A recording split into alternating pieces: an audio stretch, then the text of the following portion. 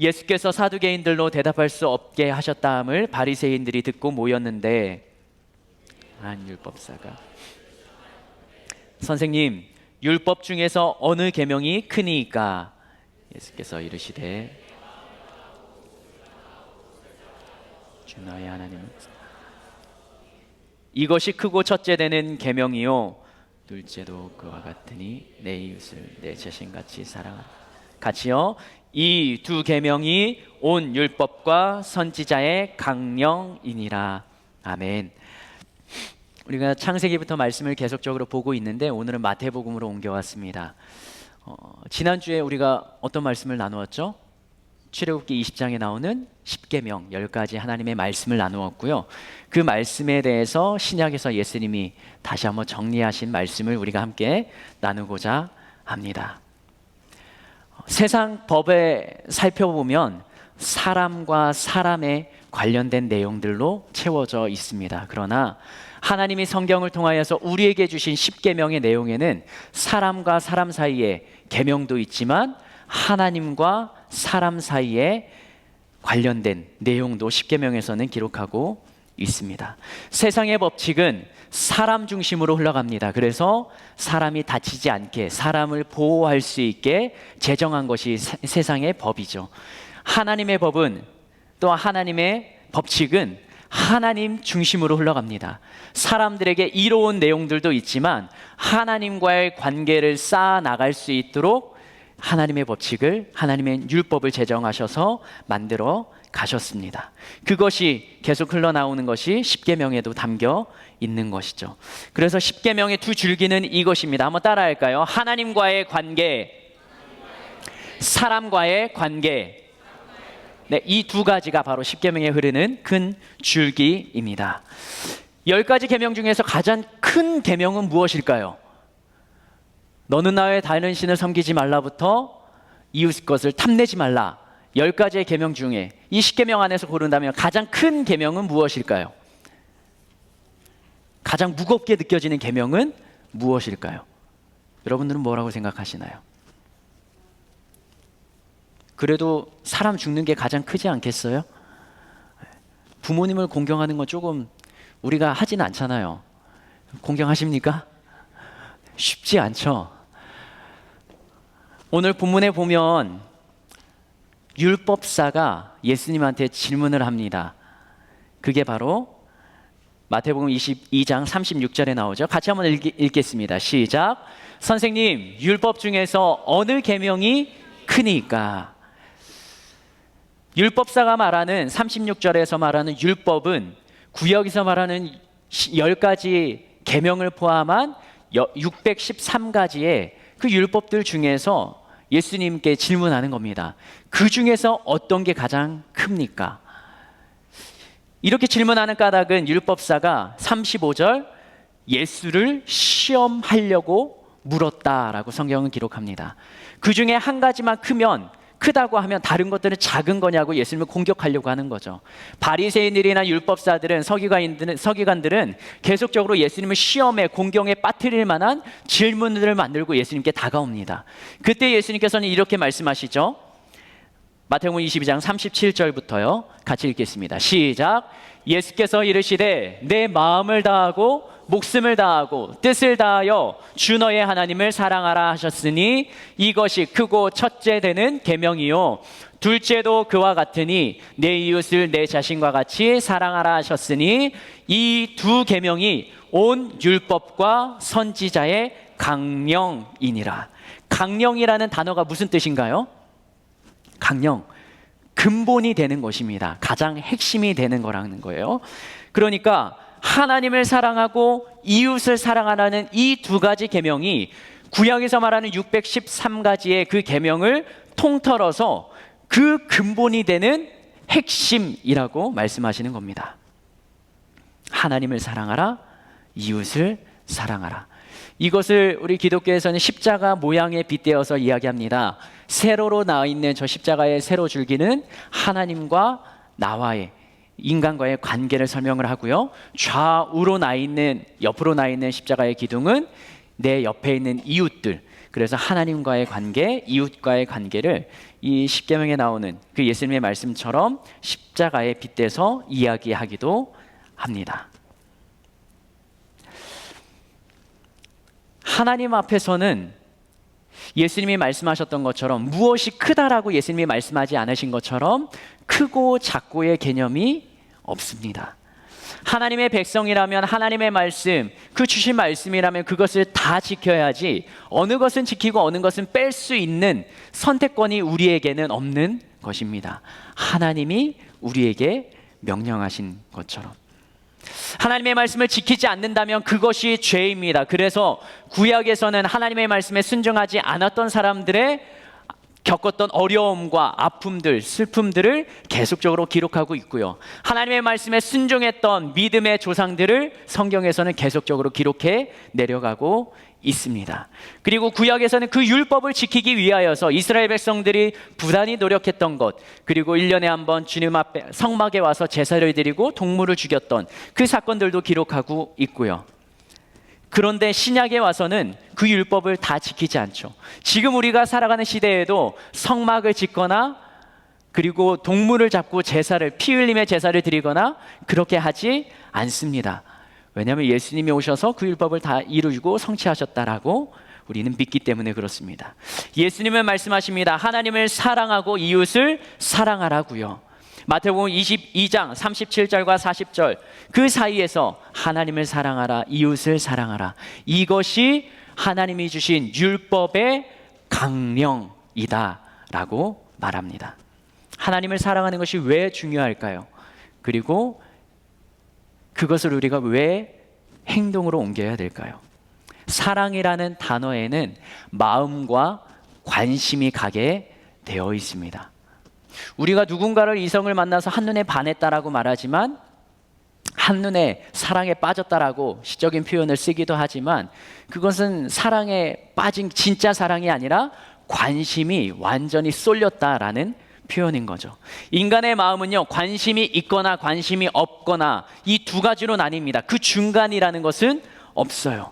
우리가 누군가 어떤 사람을 쳐다본다는 것, 바라본다는 것은, 눈으로 자꾸 그 사람을 홀긴다는 것은 그 사람에게 내 시선과 관심이 쏠린다는 거죠. 누군가가 낌새를 채고 너 걔 좋아하지? 관심 있지? 라고 물어봤을 때 아니 나는 관심이 없어 라고 말하기도 하지만 그러나 내 마음속에서는 여전히 시선이 그쪽으로 향하는 경험을 한두 번씩은 하셨나요? 아니면 아직 그런 경험이 없으신가요? 관심이 있으니까 시선이 갑니다. 마음이 있으니까 그쪽으로 나의 말과 행동과 몸이 따라갑니다. 관심이 있으니까 자꾸 생각이 나는 거예요. 그리고 그 관심이 긍정적으로 발전을 하게 되면 사랑이라는 관계까지 나아가게 되는 것이죠. 그런데 우리의 마음은요, 굉장히 넓은 듯 하지만 어떻게 보면 굉장히 좁고 협착합니다. 무언가 하나에 꽂히면 그것밖에 생각이 나지 않아요. 이것과 이것 두 가지를 내 마음속에 담을 수가 없습니다. 그럴 만한 틈이 없어요. 나의 생각이 옳다고 여겨지면 다른 사람이 말하는 누가 봐도 객관적인 판단인데 그것이 나에게 수용이 되지 않아요. 왜? 나의 생각과 나의 마음이 나를 사로잡고 있기 때문에.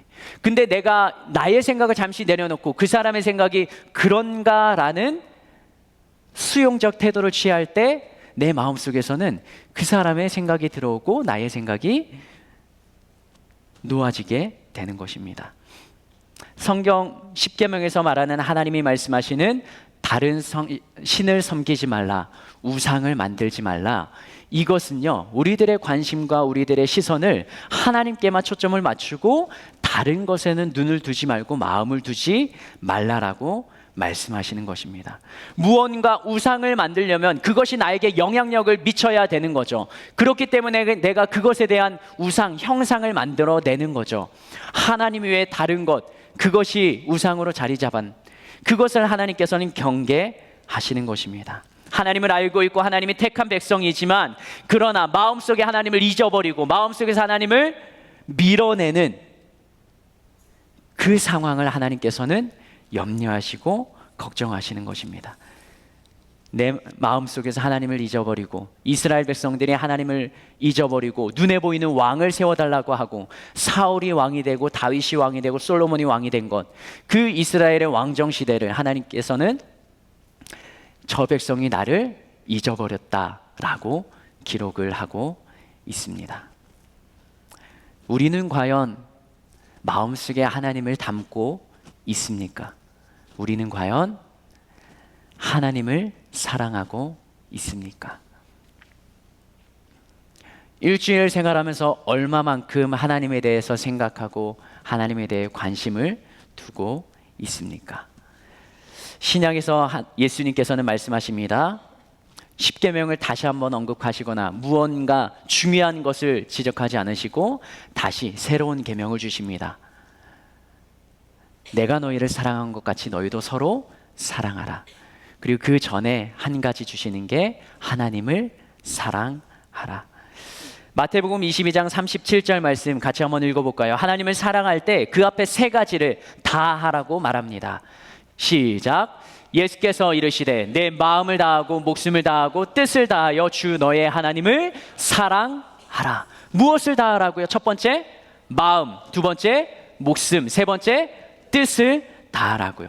마음을 다한다는 것은 관심을 다른 곳에 두지 않는 거예요. 하나님께만 초점을 맞춥니다. 목숨을 다한다는 것은요, 대충 하는 것이 아니라 전력을 다하라는 거예요. 세 번째 뜻을 다한다는 건요, 결심, 결단, 확고한 신념을 가지고 하나님을 사랑하라는 거예요. 다른 것을 사랑하는 것, 그것에서 돌아서서 결단을 해야 된다라는 거죠. 하나님을 사랑하기 위해서. 우리들의 마음 가운데는 무엇이 부족합니까? 마음의 결단이 부족합니까? 아니면 여전히 하나님보다 더 관심을 두는 그 무언가가 있습니까? 아니면 이 세 가지 다 여전히 내 마음 가운데는 아직 자리하고 있지 않습니까? 이곳에 있는 모든 예배자들에게 이 세 가지가 중독되어서 뜨겁게 하나님을 사랑하며 뜨겁게 하나님을 예배하는 저희가 되게 예수님의 이름으로 축복합니다. 십계명의 하나님을 사랑하는 것과 또 한 주제를 예수님이 말씀하셨어요. 그게 무엇이죠? 너의 이웃을 사랑하라는 것이요. 다섯 번째 계명부터 10번째 계명까지 사람과 사람 사이의 관계를 설명합니다. 부모를 공경하고 살인하지 말고 간음하지 말고 도둑질, 거짓말하는 것, 그리고 이웃의 것을 탐내는 것을 하지 말라라고 말합니다. 사도 바울은 로마서에서 이렇게 기록하고 있습니다. 13장 8절 같이 한번 읽어보겠습니다. 로마서 13장 8절 시작. 피차 사랑의 빛 외에는 아무에게든지 아무 빚도 지지 말라. 남을 사랑하는 자는 율법을 다 이루는 것이 뭐 한다는 거라고요? 사랑한다는 거예요. 나를 사랑하는 게 아니라 남을 사랑하는 것. 9절과 10절 말씀 같이 한번 읽어볼까요? 시작. 간음하지 말라, 살인하지 말라, 도둑질하지 말라, 탐내지 말라 한 것과 그 외에 다른 계명이 있을지라도 내 이웃을 내 자신과 같이 사랑하라 하신 그 말씀 가운데 다 들었느니라. 사랑은 이웃에게 악을 행하지 아니하나니 그러므로 사랑은 율법의 완성이니라. 아멘. 이웃을 사랑하면 10계명에서 말하는 5번부터 10번까지의 계명, 그것을 할 수가 없는 것입니다. 나를 생각하니까, 나를 우선해서 생각하니까 다른 사람이 피해 입은 것, 그것을 무시하는 것입니다. 이웃을 사랑하라. 저희들은 이웃을 사랑하고 있습니까? 내가 좋아하는 사람은 사랑하기 쉽죠. 그런데 그 이웃은 내가 좋아하는 사람만 있는 것이 아니라 내 주변에 있는 사람들을, 마음을 두지 않은 사람들도 포함하고 있는 예수님의 말씀인 것이죠. 나 혼자 살기도 정신없는데 이웃까지 사랑해야 되냐라고 질문할 수 있습니다. 네, 해야 됩니다.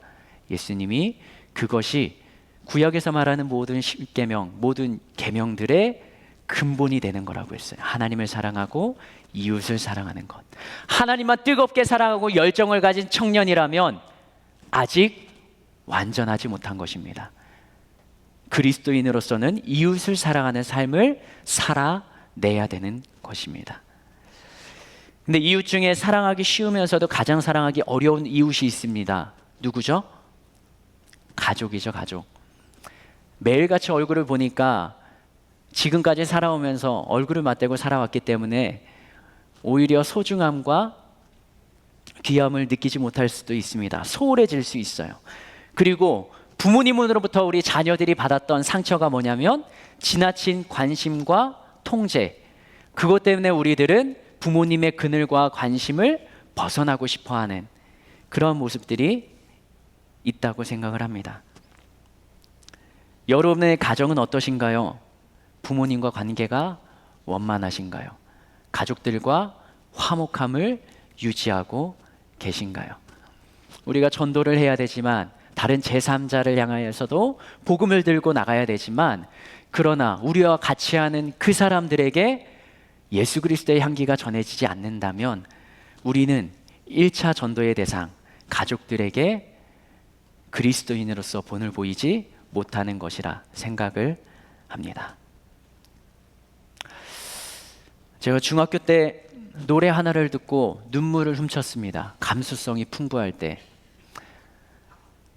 전형적인 한국의 어머니들을 그 상황을 녹아낸 노래였어요. 표현을 못하는 부모님, 그리고 무언가 그냥 참아내야 됐던 그 어머니의 모습을 이 노래의 가사말로 담아냈죠. 하고 싶은 것도 하지 못하고 먹고 싶지만 자녀들에게 먹고 싶다라고 말하지 못하는 그 어머니.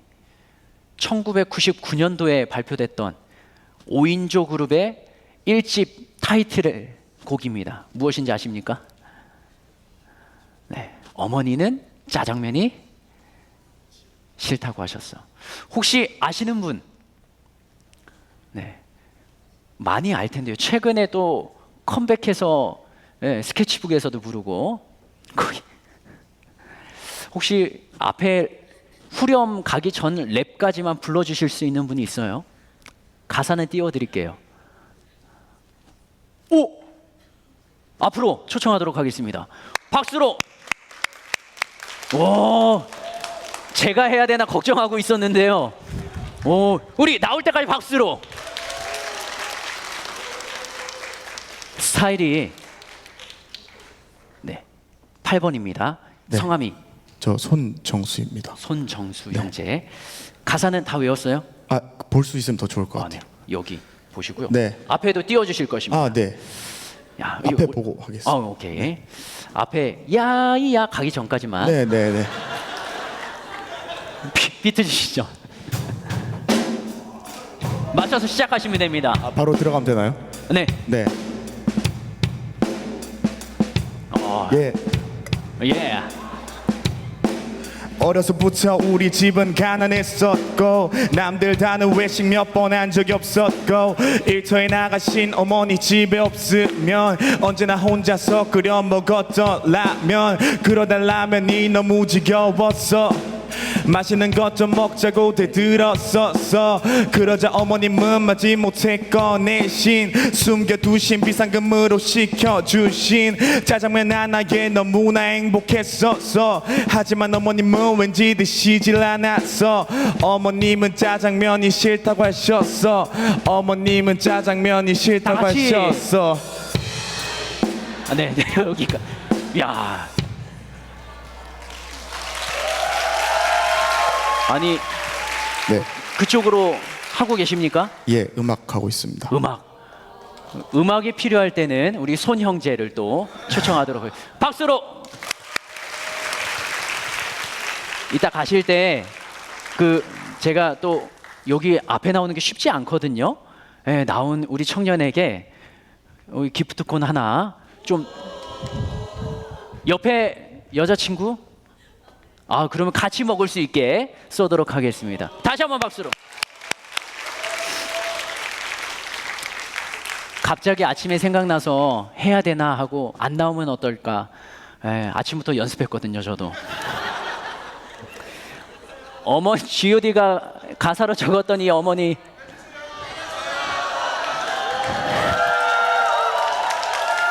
시간이 57분이에요 지금.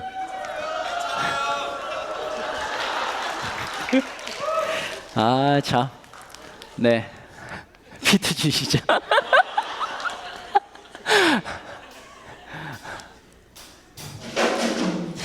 아, 앞에가 너무 잘했는데 이게 가도 되는 거예요? 어려서부터 우리 집은 가난했었고 남들 다는 외식 몇 번 한 적이 잠깐만 좀 비트가 좀 느려요. 좀 더 빠르게. 너무 늘어지면 실력이 탄로납니다. 어려서부터 우리 집은 가난했었고 남들 다는 외식 몇 번 한 적이 없었고 일터에 나가 시어머니 집에 없으면 언제나 혼자서 끓여 먹었던 라면 그러다 라면이 너무 지겨웠어 맛있는 것 좀 먹자고 대들었었어 그러자 어머님은 마지못해 꺼내신 숨겨두신 비상금으로 시켜주신 짜장면 하나에 너무나 행복했었어 하지만 어머님은 왠지 드시질 않았어 어머님은 짜장면이 싫다고 하셨어 어머님은 짜장면을 먹고 싶으셨겠죠 매일 라면 먹는 그 형편의 짜장면 사는 것이 왜 그렇게 근데 왜 안 드셨어요? 아들 먹이려고 5계명은 자녀를 사랑하라 하지 않고 부모님을 공경하라라고 기록합니다. 제가 아들을 낳고 키워보니까요 아이들은 자녀는 노력하지 않아도 예뻐 보여요. 노력하지 않아도 주고 싶어요. 울고 불고 떼쓰고 화가 나는데 뒤돌아서면 가엾게 느껴져요. 안타깝게 느껴집니다. 그게 하나님의 창조 섭리예요. 부모는 자녀를 사랑할 수밖에 없는 존재. 그런데 자녀들은 부모님을 사랑하는 게 노력을 해야 가능한 겁니다. 여러분들의 마음 가운데 부모님에 대한 상처가 있을지도 모르겠어요. 다른 가정과 비교하면서 왜 우리 집은 그렇게 할 수 없냐라고 투정 부렸던 적도 있을지 모르겠습니다. 그런데요, 여러분도 아시겠지만 부모님은 더 해주지 못하는 그 안타까운 마음을 더 깊게 느끼고 계셨던 거죠. 우리의 부모님 세대는 하고 싶은 것을 하지 못하고 생활하셨어요.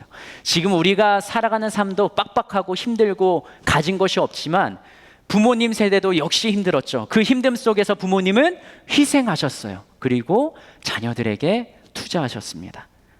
그 선에서 할 수 있는 만큼. 왜요? 아들, 딸들에게 더 좋은 것을 주기 위해서. 최근에 우리 청년들의 부모님이 병원에서 수술을 받으시고 또 쓰러지시고 굉장히 부모님에 대한 병원에 다녀왔다는 소식이 많이 들립니다. 그래서 더 기도를 해야 되는 상황입니다. 저희 어머니도 지난 주간에 무릎 시술을 좀 받으셨어요. 계속 무릎에 통증이 있고 물이 차고 딸그락거리는 소리가 나고 가서 검사를 받으니까 무릎 연골이 찢어졌대요. 찢어져가지고 계속 통증이. 지금 우리 청년들의 부모님들이 다 그런 상황이에요. 지금까지 버티면서 살아왔지만 이제는 버티는 힘이 육체가 한계에 다다른 거예요. 통증과 아픔과 질병으로 감내하셔야 되는, 그것을 치료해야 되는 단계에 부모님의 세대가 와 있는 것입니다. 힘들게 살아오신 부모님들을 우리들은 사랑할 수는 없을까요? 쉽지는 않지만 그 부모님에게 여기에 나오는 하나님의 계명, 이웃을 사랑하는 그 계명 속에 우리의 부모님을 담아볼 수는 없을까요? 청년 중에 한 명과 이야기를 나눴어요. 그 청년의 아버지는 이 청년이 자라나는 동안에 좀 바깥에서 장기간 일을 많이 하셨습니다. 그래서 같이 좀 사귈 수 있는 시간이 부족했대요. 지금도 아버지와 굉장히 서먹한 관계를 그렇게 지내고 있는 청년이에요. 말 한마디 편하게 건네지 못하는.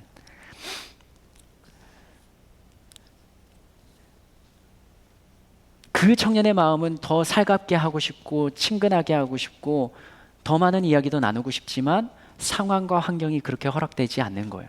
아버지도 굉장히 무뚝뚝하셔서 받아주시기 어렵고, 그런 상황에 아버지를 품고 아버지에게 마음을 열고 다가가라고 한번 제안을 했습니다. 그리고 그 청년이 아버지가 생각이 나서 먹을 것을 샀다고 하면서 집에 가서 아버지에게 드렸대요. 어떻게 됐을까요? 여전히 아버지는 무뚝뚝하시고 관계가 이 좀처럼 회복되지 않는 거예요. 그러면 다시 한번 권면합니다. 포기하지 말고 먼저 딸이 아버지께 관계를 열어가라고요. 부모님이 우리보다 더, 우리도 지금까지 살면서 우리의 인식과 이 상황과 행동을 바꾸기가 너무나 어렵잖아요. 50, 60 평생을 살아오신 그 부모님의 행동과 사상을 바꾸기는 굉장히 어려워요. 부모님이 먼저 마음 열고 살갑게 다가올 수가 없어요. 이미 그럴 나이를 지나쳐 버렸어요.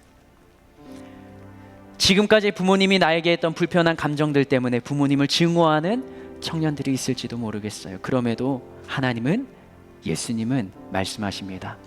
모든 율법 중에 근본이 되는 율법이 뭐냐? 하나님을 사랑하라. 그리고 이웃을 사랑하라. 그 이웃에는 우리의 가족들이 포함되어 있는 것이죠. 지금 당장이라도 사랑할 수 없으면 좀 시간을 두고 마음을 담고 조금 변화의 과정을 우리가 먼저 나눌 수는 없을까요? 그러다 시간이 되었을 때, 하나님이 감동을 주셨을 때 우리의 가족을 가슴에 품고 행동으로 하나씩 하나씩 내가 하나님께 받은 사랑을 가족들에게, 친구들에게 나누어 줄 수는 없을까요? 이 시간 예배드리는 우리에게 하나님 말씀하십니다. 문자 속에 갇힌 하나님, 성경의 글자 속에 갇힌 하나님, 2000년, 4000년 전의 역사 속에 나타났던 그 하나님, 죽어있는 하나님이 아니라 지금도 여전히 살아계신 하나님으로 우리에게 말씀하십니다. 너의 이웃을 사랑하라. 그리고 살아있는 나, 하나님을 사랑하라. 여러분 하실 수 있겠습니까? 제 셋째가 태어나기 전날, 셋째가 유빈인데요. 이제 출산하러 병원에 가기 전날에 이제 전날 병원 가기 전날이니까 다 좀 준비를 하잖아요. 마음의 준비도 하고. 근데 그날따라 유겸이, 유민이 첫째 둘째가 낮잠을 안 잤어요. 남자애들은 낮잠을 안 자면 엄청 저녁 때쯤 되면 발광을 합니다. 소리치고 뛰어다니고 뺏고 싸우고 통제가 안 돼요. 매를 두고 한 번을 제가 때려봤어요. 그런데 맞아도 웃고 있어요. 이 자기도 그 아픔보다 이 흥분 상태가 더 큰 거죠. 저녁 8시 반, 다음날 와이프는 이제 병원에 가야 되는데 그때 전화벨 소리가 울립니다. 아버지예요. 아버지 전화를 받고 그 수학에서 아버지가 하시는 말씀이, 성환아, 내일 이제 유빈이 태어나는 날인데, 수술하는 날인데 예배드리자. 그때 전도사였잖아요. 목사를 준비하는 단계였잖아요. 예배드리는 거 어떻게 해야 돼요? 좋아해야 돼요? 싫어해야 돼요? 뭐 상황적으로는 예배 드리는 걸 감사해야 되는 거죠. 그런데 그 상황이 뭐라고요? 유겸이, 유민이가 발광하고 뛰어다니고 얘네를 재우려고 하는 그 상황이에요. 아버지는 첫째 둘째를 다 앉히고 조용히 시키고 수화기를 스피커폰 켜놓고 예배 드리자고 하시는,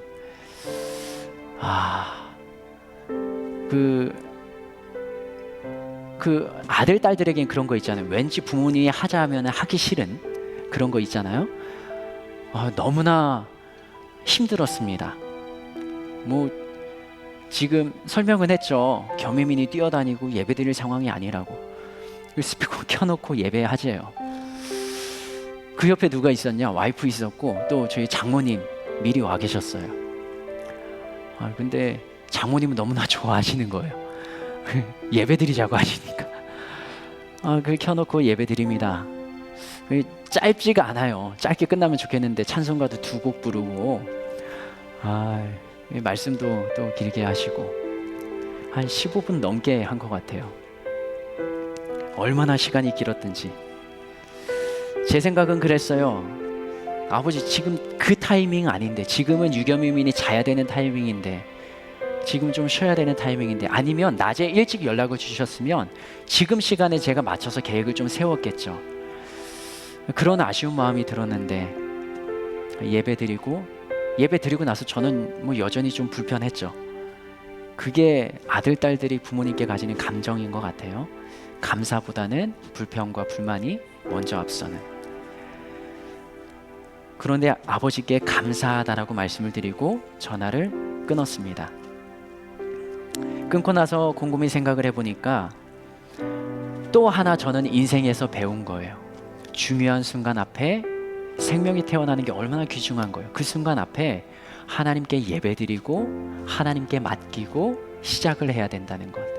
아버지 어머니는 평생 시골에서 목회하시면서 20명 30명, 지금 사역하시는 교회도 60대가 젊고 60대가 수가 적어요. 70대 80대 이제 장례를 계속적으로 치러야 되는 그런 농촌 사역을 하시면서도 여전히 흔들리지 않는 한 가지는 모든 행사 앞에 예배하고 하나님께 기도하고 시작하시는 거예요.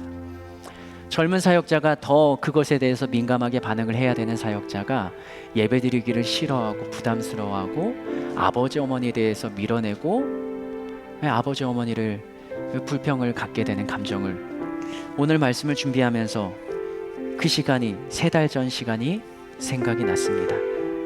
그리고 또 하나 다짐하고 회개하고 결단합니다. 범사의 하나님을 의지하자.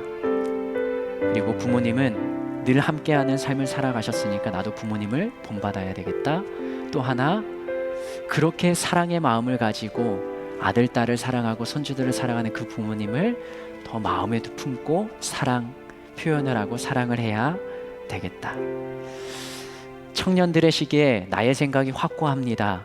내 생각이 맞을 수가 있어요. 그런데 맞다 하더라도 관점이 좁을 수가 있습니다. 아직 인생과 사회 경험이 부족한 상태에서. 근데 그것을 넓게 열어주는 게 바로 성경의 시각이고 부모님의 시각입니다. 인생 경험 무시할 수가 없어요. 오늘 말씀하십니다. 하나님을 사랑하고 이웃을 사랑하라. 우리가 과연 그것을 2가지 다 지킬 수 있을까요? 쉽지 않지만 하나씩 해나가면 좋겠습니다.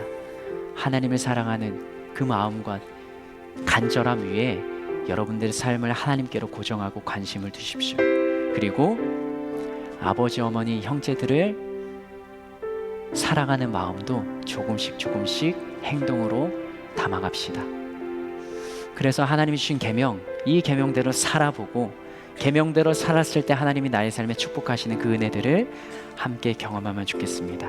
이전 우리가 살아갔던 삶이 말씀을 듣고 살아가는 그 삶 똑같을 수는 없는 것입니다.